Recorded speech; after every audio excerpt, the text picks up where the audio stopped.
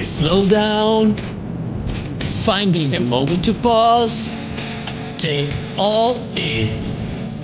It's just us, the bike, and the open road.